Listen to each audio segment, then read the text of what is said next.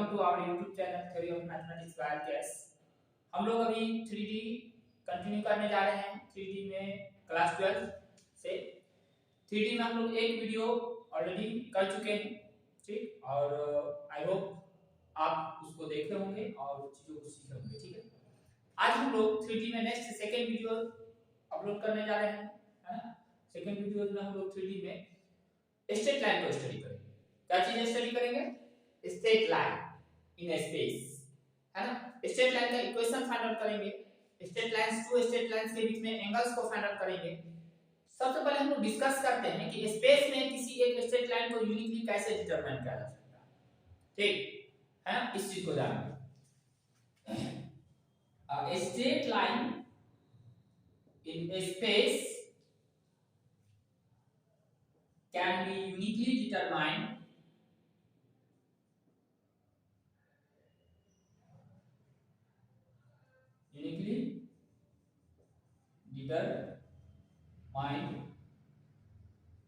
by first, if it passes through a given point and parallel to a given vector, space में कोई straight line unique straight line होगा, मतलब उसके लिए क्या हम, जैसे हम लोग 2D की बात करते हैं तो 2 पॉइंट से एक यूनिक स्ट्रेट लाइन पास करते हैं, एक ही स्ट्रेट लाइन पास करते हैं, हम लोग जानते हैं, ठीक। स्पेस के किसी पॉइंट को यूनिकली कैसे डिटरमाइन कर सकते हैं, मतलब क्या कंडीशन होना चाहिए कि उस कंडीशन को फॉलो करने वाला एक ही लाइन, ठीक। पहला हम लोग लिखे कि एक फिक्स पॉइंट से पास करे और एक फिक्स वेक्टर के क्या हो, पैरेलल। मान लीजिए कोई स्ट्रेट लाइन है जो एक वेक्टर b है, इस वेक्टर b के क्या है, पैरेलल, वेक्टर b के क्या है, पैरेलल है। तो इसके पैरेलल तो बहुत सारे स्ट्रेट लाइन हो सकते हैं स्पेस में, नहीं, ठीक। लेकिन जब कह दें कि हम स्पेस के इस पॉइंट से ये पास करना है और इसके पैरेलल है, तब अब दूसरा कोई लाइन नहीं होगा। यदि आप थोड़ा भी लाइन को इसके पैरेलल ऊपर नीचे बाएं दाएं मूव करते हैं तो पॉइंट से डिस्प्लेस हो जाएगा, है ना। या आप पॉइंट वहां रहने देते हैं, इसको थोड़ा टर्न करते हैं तो b के पैरेलल नहीं रहेगा, ठीक। मतलब एक गिवन वेक्टर के पैरेलल एक फिक्स पॉइंट से पास करने वाला सिर्फ और सिर्फ एक ही लाइन होगा स्पेस में। एक गिवन वेक्टर के पैरेलल और एक फिक्स पॉइंट से पास करने वाला सिर्फ और सिर्फ एक ही लाइन होगा, एक से ज्यादा लाइन ड्रा हम नहीं कर सकते। और second, it passes through the two fixed point, ये दो फिक्स पॉइंट जो हम लोग 2D में भी वर्क करते हैं, दो फिक्स पॉइंट P और Q से पास करने वाला सिर्फ और सिर्फ एक ही लाइन होगा, एक से ज्यादा लाइन नहीं पॉसिबल है। ये हमारा हमें जानना था कि स्पेस में किसी लाइन को कैसे यूनिकली डिटरमाइन कर सकते हैं, ठीक। चलिए ये हम लोग दो पॉइंट जाने कि कोई स्ट्रेट लाइन जो एक फिक्स पॉइंट से और एक फिक्स गिवन वेक्टर के पैरेलल हो, एक फिक्स पॉइंट से पास करे गिवन वेक्टर के पैरेलल हो, वो यूनिक होगा, दूसरा कोई लाइन नहीं खींचा जा सकता। दो फिक्स पॉइंट से पास करने वाला सिर्फ और सिर्फ एक लाइन होगा स्पेस में, ठीक। अब हम लोगों का हेडिंग होगा equation of a straight line. हम लोग का हेडिंग होगा equation of a straight line, है ना। पहला ही लेकर चलते हैं, passing through a fixed point P x1 y1 z1, position vector r1 easily लिखा जा सकता है, and parallel to a vector b, vector b के पैरेलल और एक fix point x1 y1 z1 with position vector r1 with position vector r1, ठीक। जिसका position vector क्या ले लेते हैं, r1 लेते हैं। r1 क्या बनेगा, x1 i का प्लस y1 j का प्लस z1 k का, ठीक। तो विद पोजीशन वेक्टर r1 कर दीजिए, ठीक। r1 and parallel to vector B, इस लाइन का इक्वेशन क्या होगा? लाइन का इक्वेशन होगा r equal to r1 plus lambda B, ये वेक्टर फॉर्म हो गया। r equal to r1 plus lambda B, ये वेक्टर फॉर्म हुआ। एंड यदि हम स्केलर फॉर्म की बात करें, b को यदि हम इस फॉर्म में लिखे ai cap plus bj cap plus c k cap, ai cap plus bj cap plus c k cap, यहां b में थोड़ा चेंजिंग हम लोगों को लेना चाहिए था, तो चलिए कोई दिक्कत नहीं जैसे है ना। r equal to r1 plus lambda b, r equal to r1 plus lambda b, ये वेक्टर फॉर्म हो गया, वेक्टर फॉर्म। एंड दूसरा a, ये था, दूसरा b, ये आपको हो जाएगा x1 बट्टा a, y माइनस y1 बट्टा b and z minus z1 बट्टा c, z माइनस z1 बट्टा c। ठीक, ये हो गया स्केलर फॉर्म, ये वेक्टर फॉर्म में लाइन का इक्वेशन और ये स्केलर फॉर्म। देखिए हम लोग उस स्पेस में उस स्ट्रेट लाइन का इक्वेशन निकाल रहे हैं जो fix point p x1 y z1 से पास कर रहा है, जिसका पोजीशन वेक्टर हम लोग r1 लेकर के चले हैं और पैरेलल है एक वेक्टर b के ai का प्लस bj का प्लस c का, यहां b कंपोनेंट है, ये भी वेक्टर है। ठीक, इसके क्या है पैरेलल, तो वेक्टर फॉर्म में r equal to r1 plus lambda b vector b, और वेक्टर फॉर्म हो गया और स्केलर फॉर्म होगा इसका x x1 by a equal to y y1 by b equal to z z1 by c। ये है आपको, इसको हम लोग कार्टेशियन फॉर्म बोलते हैं, कार्टेशियन फॉर्म, कार्टेशियन इक्वेशन बोलते हैं, कार्टेशियन इक्वेशन, ये वेक्टर इक्वेशन पर वेक्टर इक्वेशन। चलिए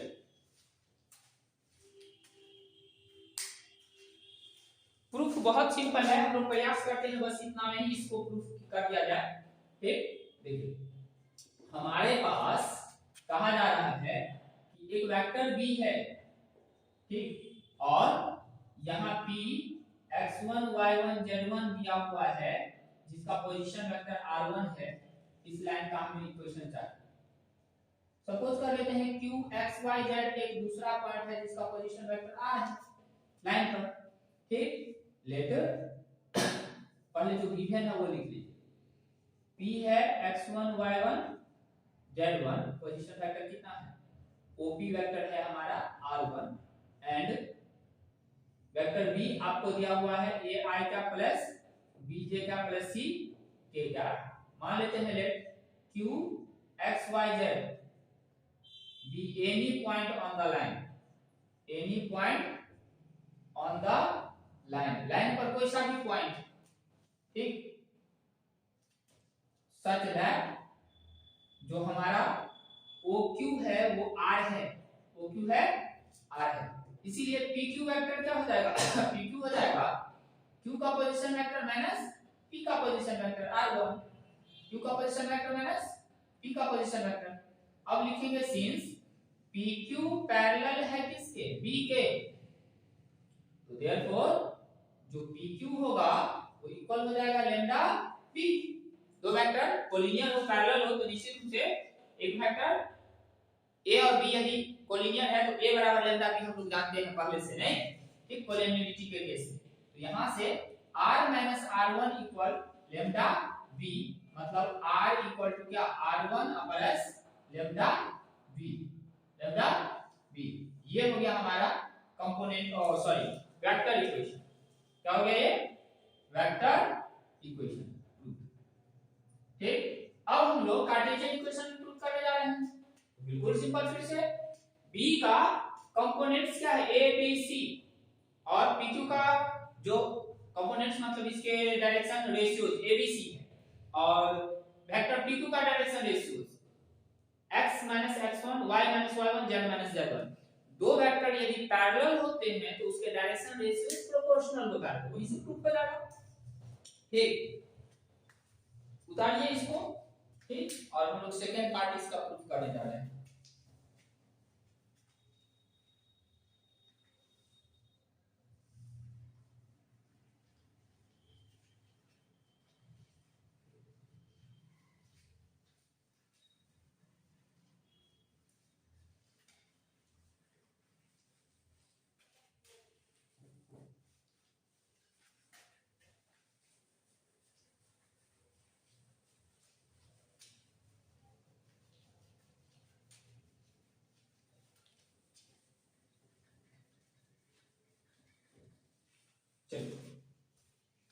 देखिए सेकंड पार्ट अब लिखेंगे सिंस PQ क्या है, पैरेलल बोल रहे हैं हम लोग किसके, P के, therefore their direction ratios are proportional, उसके डायरेक्शन रेशियोज क्या होंगे, प्रोपोर्शनल होंगे। अब प्रोपोर्शनल होगा डायरेक्शन रेशियोज तो P2 का direction ratios x minus x1 और B का A, y minus y1 B का B, z minus z1 PQ का, और B का क्या जो z कंपोनेंट वाला है वो C, ये भी प्रूव। ठीक, दो वेक्टर कोलिनियर होते हैं तो दोनों के डायरेक्शन रेशियो हम लोग देखे हुए हैं, उल्टा करके देखिए कोलिनियरिटी का केस a बराबर a और b पैरेलल है, कोलिनियर है तो a बराबर लैम्डा b, और a और b पैरेलल है तो उसके ये कंपोनेंट्स फॉर्म में है तो कॉरस्पॉन्डिंग कंपोनेंट्स के रेशियोज क्या होंगे, इक्वल होंगे, मतलब प्रोपोर्शनल होते हैं डायरेक्शन रेशियोज, कंपोनेंट्स का डायरेक्शन रेशियोज कहलाता है। ठीक, चलिए अब हम लोग एक एग्जांपल ले लेते हैं इसमें। Example, find the vector equation and Cartesian equation of a straight line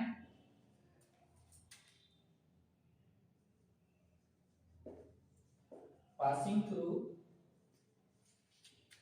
P x1 y1 P 2 1 minus 1 and parallel to the vector I cap plus 2j cap minus k cap, I cap plus 2j cap minus k cap, clear है। चलिए ये b का काम solution, हमें p दे दिया और direction vector, ये जो b है वेक्टर b है, एरो दे करके यहां पे लिखेंगे हम लोग vector b is called direction vector of the line, b is called direction vector of the line, line का डायरेक्शन वेक्टर कहलाता है वेक्टर, क्लियर है। क्वेश्चन था कि find the vector equation and Cartesian equation of a straight line passing through the point p 2 1 1 and parallel to the vector I plus 2j minus k cap, I का plus 2j cap minus k cap। तो solution में p हम लोगों को 2 1 1 दिया हुआ है, therefore r1 क्या हो जाएगा 2i plus j minus k cap and b हम लोगों को क्या दिया हुआ है i plus 2j minus k cap, therefore vector equation क्या लिखेंगे, डायरेक्ट लिखना है, बैठाना है r equal to r1 plus lambda b, substitute कर दीजिए value, r equal to r1 क्या आया है 2i plus j minus k plus lambda into फिर b क्या है i plus 2j minus k, ये हमारा एक आंसर हो गया, बॉक्स में 1 कीजिएगा। Second answer, and Cartesian equation is x minus x1 बट्टा a, y minus y1 बट्टा b and z minus z1 बट्टा c।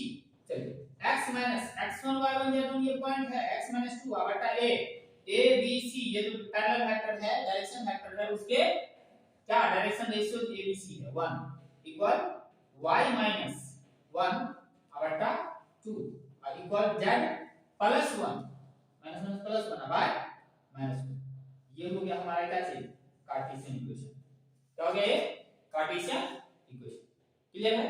हम लोग एक फिक्स पॉइंट और एक फिक्स पैरेलल, एक फिक्स वेक्टर के पैरेलल लाइन का इक्वेशन वेक्टर फॉर्म में और कार्टेशियन फॉर्म में देखे। अब सेकंड फॉर्म हमारा था 2 पॉइंट से पास करने वाले लाइन का इक्वेशन, 2 पॉइंट से पास करने वाले लाइन का इक्वेशन, चलिए जानते हैं उसको हम लोग।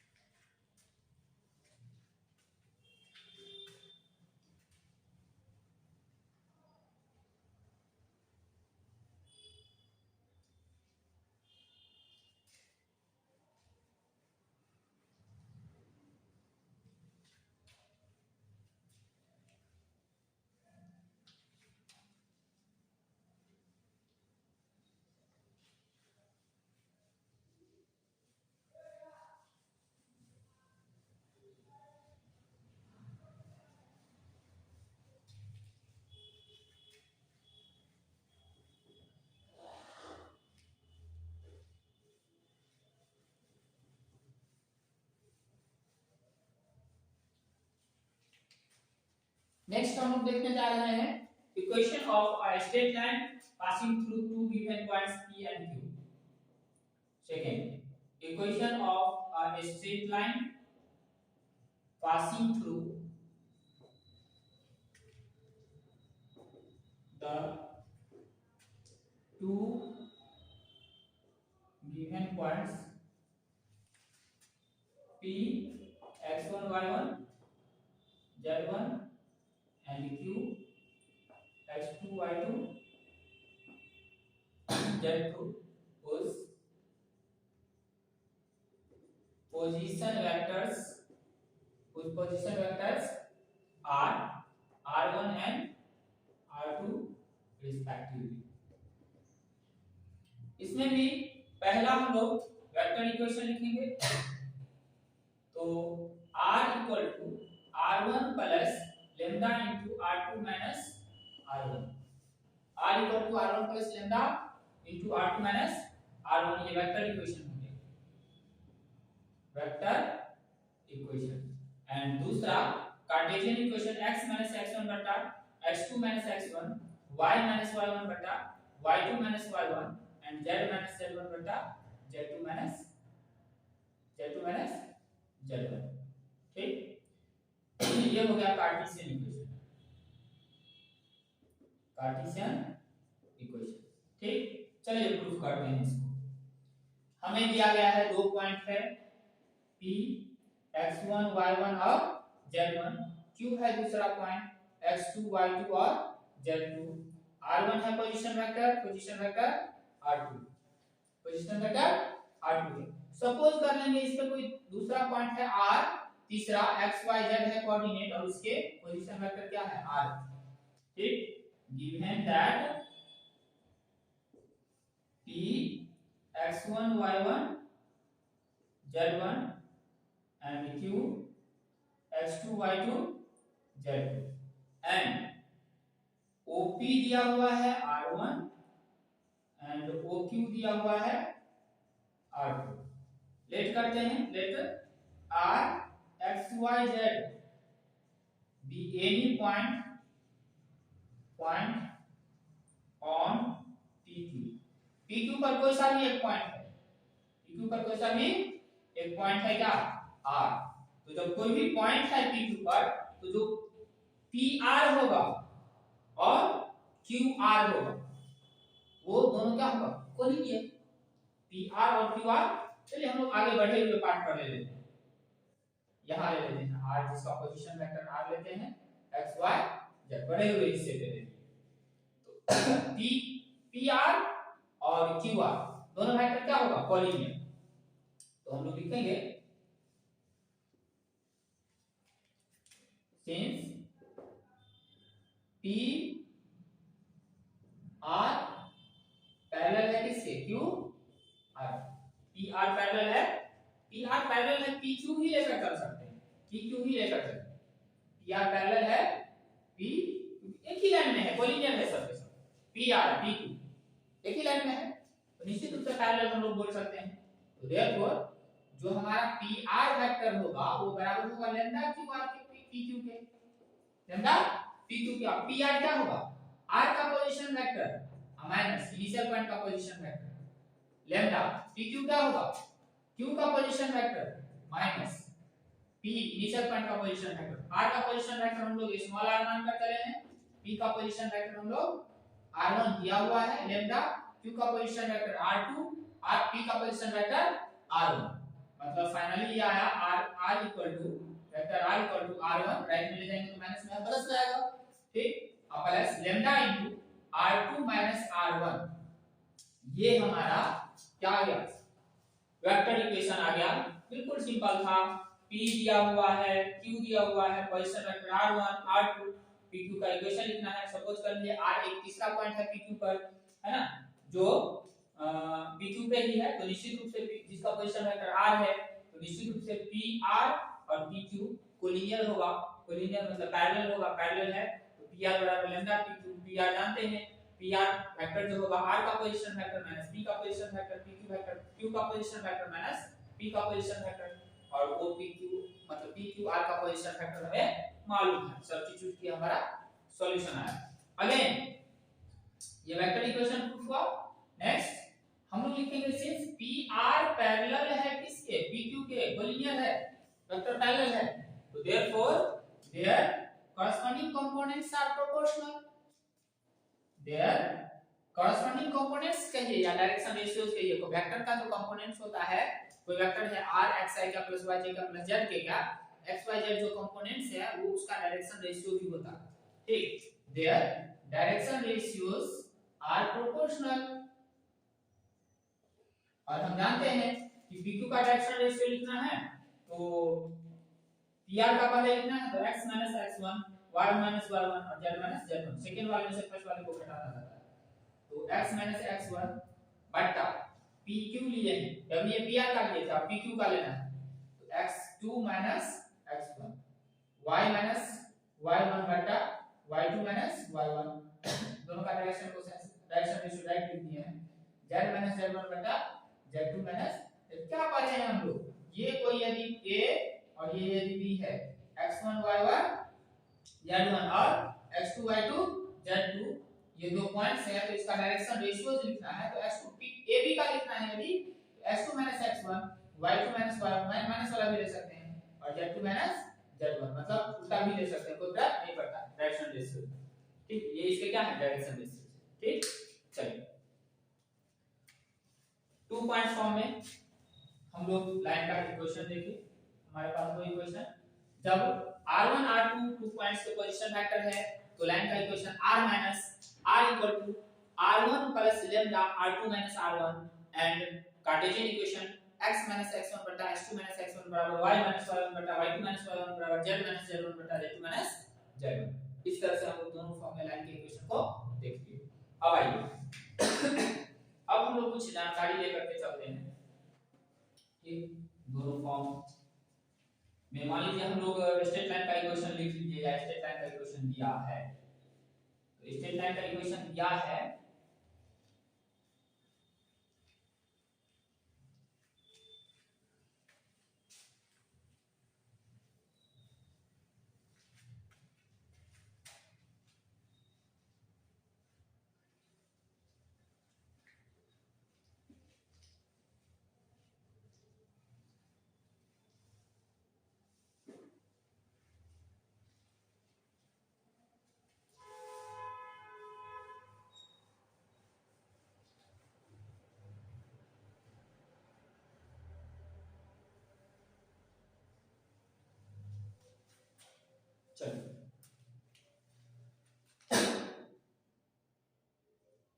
for the equation of a straight line if या इसको ऐसे लिखते हैं for the straight line x x1 बटा a y y1 बटा b z z1 बटा c x1 y1 z1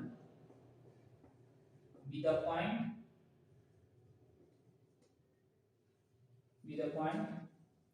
on the line पर क्या होगा एक पॉइंट होगा, ठीक, and a b c are direction ratios of the direction vector। Direction vector का क्या है, डायरेक्शन रेशियो कंपोनेंट्स है, a का प्लस b का प्लस c का लिए थे b बराबर डायरेक्शन वेक्टर। अब बताइए कोई लाइन है जो पैरेलल है वेक्टर b के, जो पैरेलल है वेक्टर b के pq, तो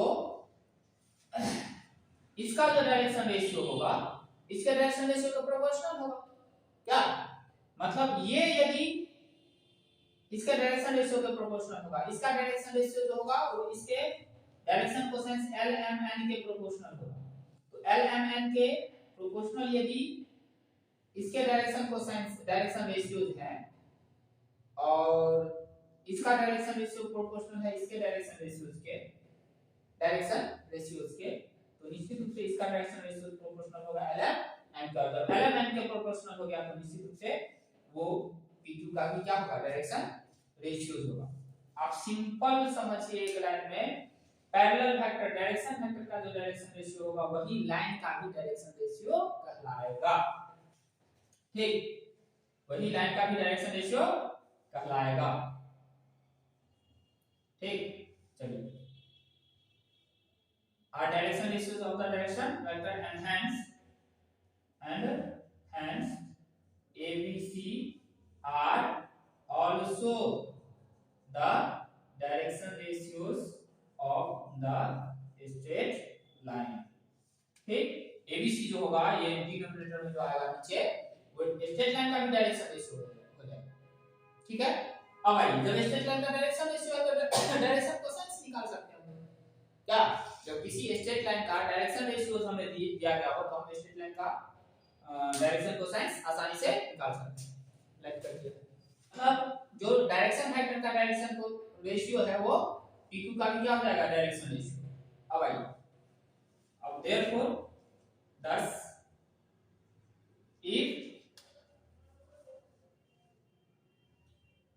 मतलब ये हुआ कि लाइन का डायरेक्शन रेशियो और लाइन पर एक पॉइंट हमें दिया है तो लाइन का इक्वेशन लिखा जा सकता है। लाइन का इक्वेशन लिखा जा सकता है if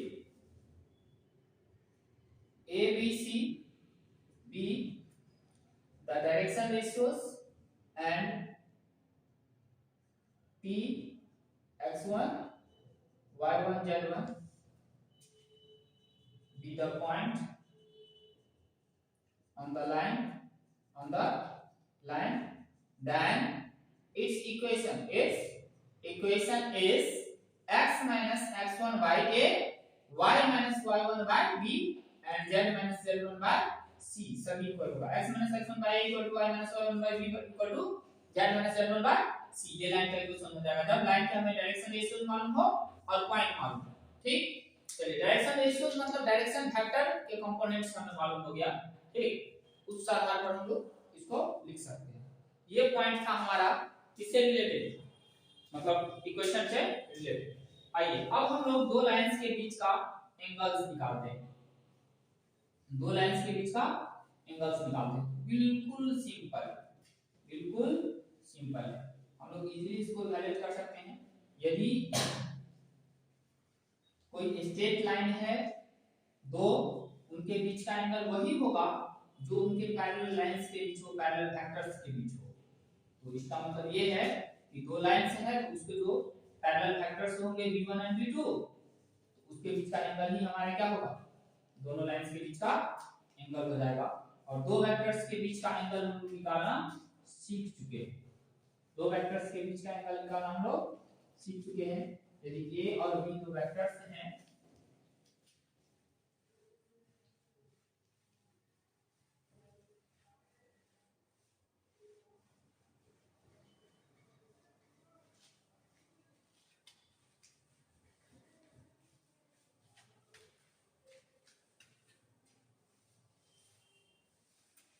चलिए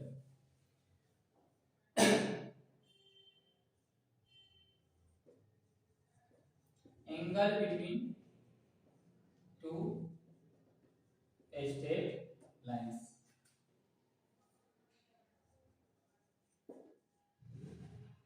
angle between to straight lines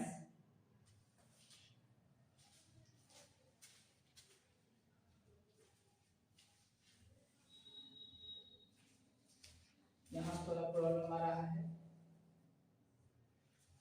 angle between to straight lines is the same as that of as the angle between their direction is the same as the angle between their direction vector. दो vectors के बीच का, दो lines के बीच का angle वही होगा जो उसके डायरेक्शन वेक्टर्स के बीच angle. therefore angle between two lines r equal to r1 plus lambda b1 and r equal to r2 plus lambda b2 is given by cos theta equal to b1 b2 दो vectors है line के parallel, तो उनके बीच का angles जो होगा वो b1 dot b2 bye b1 का मैग्नीट्यूड इनटू b2 का मैग्नीट्यूड। मतलब डायरेक्शन वेक्टर हमें मालूम हो तो डॉट प्रोडक्ट बटा उसके है ना मैग्नीट्यूड का प्रोडक्ट क्या आ जाएगा, हमें cos थीटा का वैल्यू आ जाएगा। यहां थीटा दोनों लाइंस के बीच का एंगल है, ठीक, दोनों लाइंस के बीच का एंगल है ना। इसको यदि हम लोग मॉड में ले लेते हैं इस पूरे को, तो एक्यूट एंगल मिलेगा, where theta is acute angle and obtuse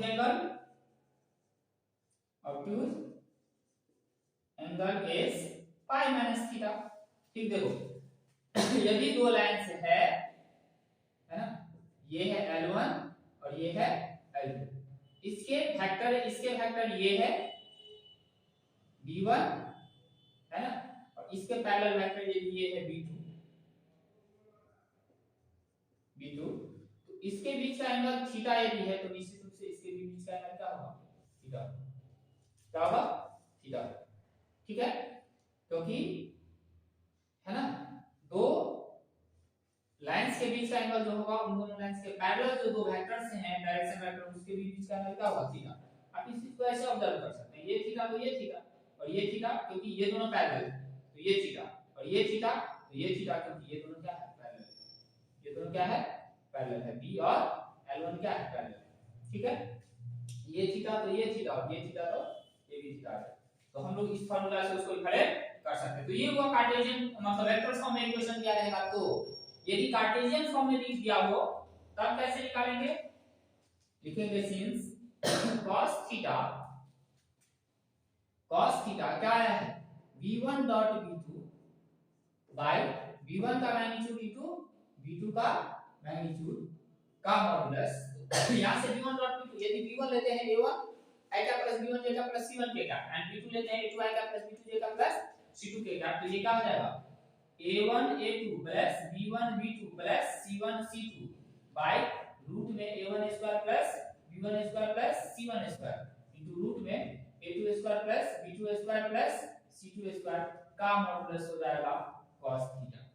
ये कार्टेशियन इक्वेशन के लिए, किसके लिए, कार्टेशियन इक्वेशन के लिए, जहां हम लोगों को लिखना पड़ेगा a1 b1 c1 कहां से लिख लिए हैं, तो जो डायरेक्शन वेक्टर है b1 वो है a1 i का प्लस b1 j का प्लस c1 k का, एंड जो डायरेक्शन वेक्टर है b2 वो है a2 i का प्लस b2 j का प्लस c2 k का।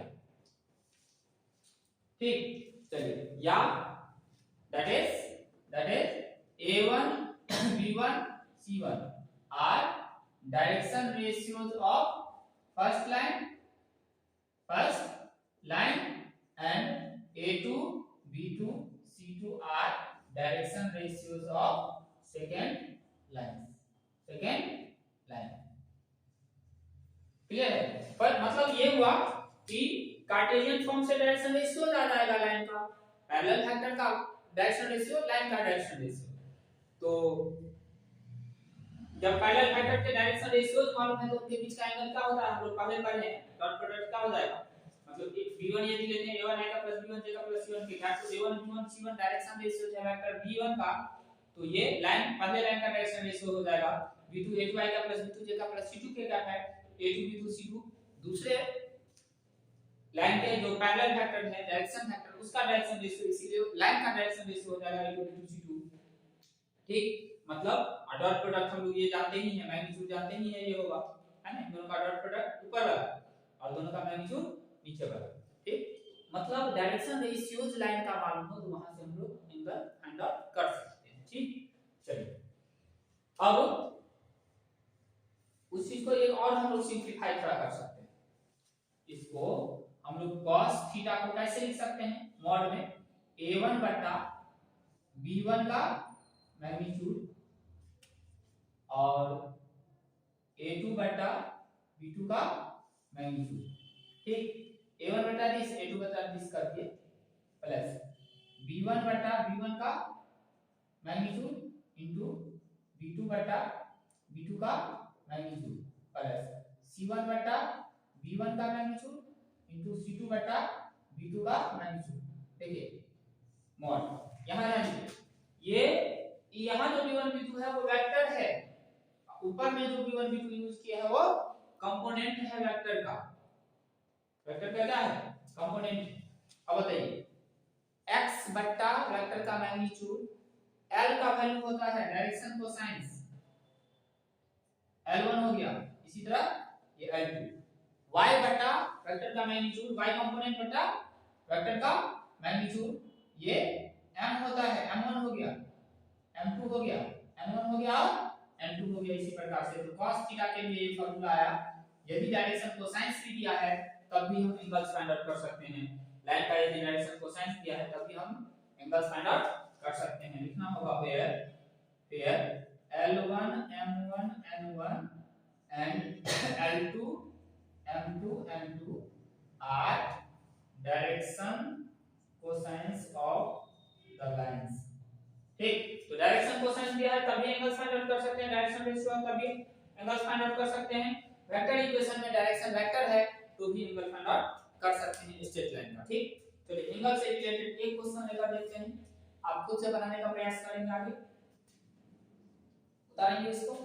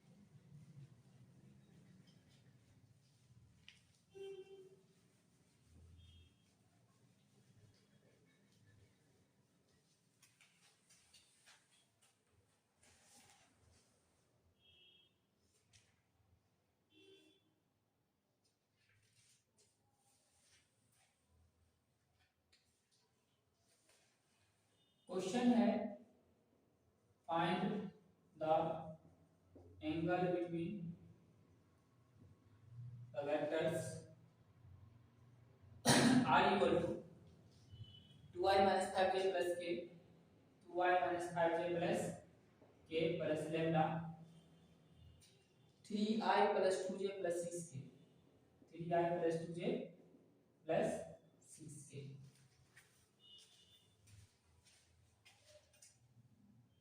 ठीक, नेक्स्ट सेकेंड वेक्टर है हमारा r इक्वल टू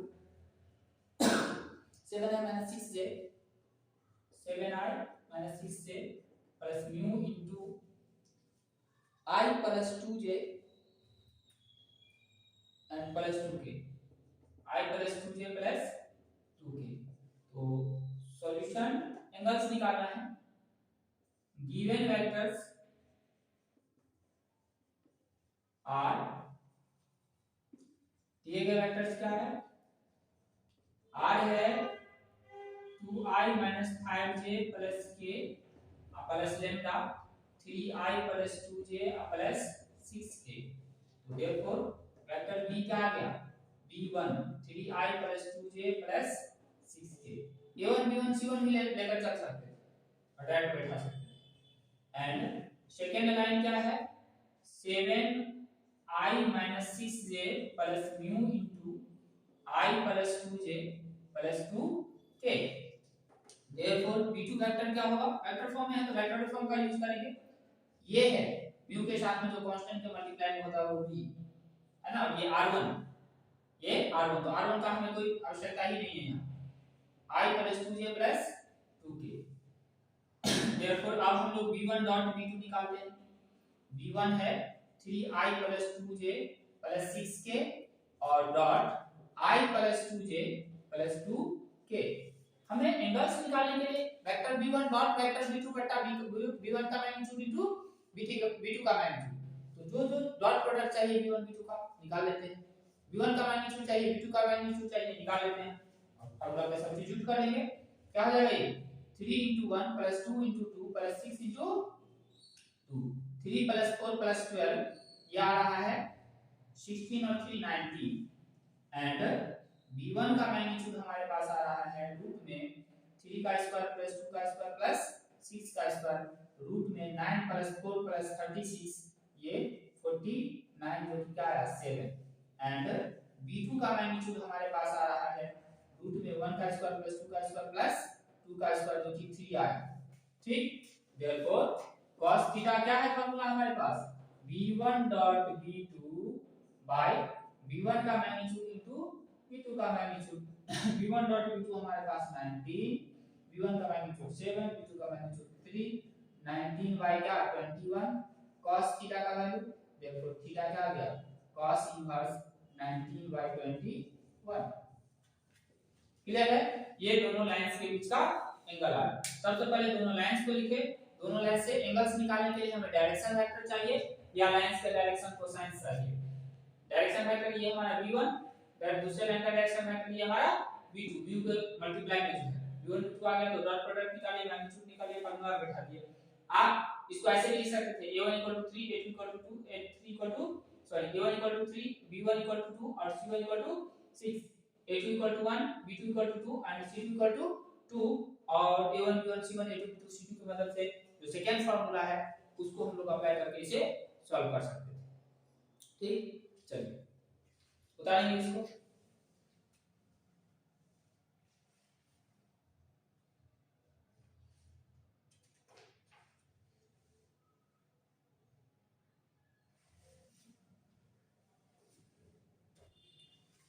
इसमें आप क्वेश्चंस को बनाने का प्रयास करेंगे, ठीक, और एक्सरसाइज बनाएंगे। एक्सरसाइज में क्वेश्चन बनेगा लास्ट को कुछ 14 तक बन सकता है ना।